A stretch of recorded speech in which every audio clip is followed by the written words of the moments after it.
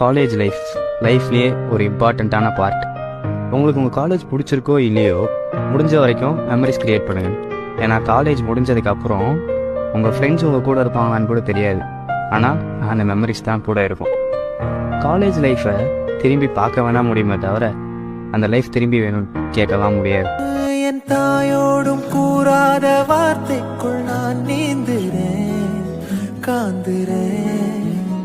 கனா காணும் போர்வைக்குள் காலத்தை அடக்காக்கிற தேக்குறேன்.